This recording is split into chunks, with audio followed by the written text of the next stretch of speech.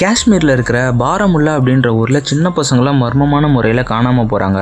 இந்த கேஸை இன்வெஸ்டிகேட் பண்ண டிஎஸ்பியாக இருக்கிற ரித்வான் சையத் அவர் ஃபேமிலியோட டிரான்ஸ்ஃபர் ஆகி அந்த ஊரில் இருக்கிற ஒரு பழைய வீட்டுக்கு குடி வராரு.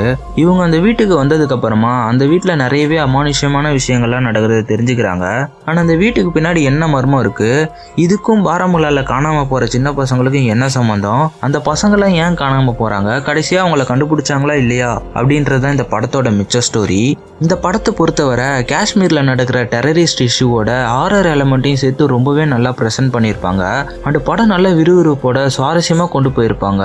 கடவுளால் சொல்லப்பட்ட நல்ல விஷயங்களை மறந்துட்டு கடவுளுக்கே தெரியாமல் கடவுளோட பேரை வச்சு உருவாக்கப்பட்ட மதத்துக்காக சக மனுஷங்களை கொடுமைப்படுத்துறதுன்றது எந்த மதத்தில் பண்ணாலும் அது மன்னிக்கவே முடியாத ஒரு குற்றமாக தான் இருக்கும்.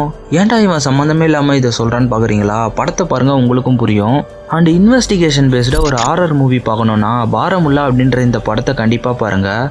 இது நெட்ஃப்ளிக்ஸில் தமிழ் டப்பிங்லேயே அவைலபிளாக இருக்குது. அண்ட் இந்த மாதிரி வீடியோ பார்க்க இந்த வீடியோக்கு ஒரு லைக் பண்ணிவிட்டு ஃப்ளிக்ஸ் தமிழை மறக்காமல் ஃபாலோ பண்ணிக்கோங்க.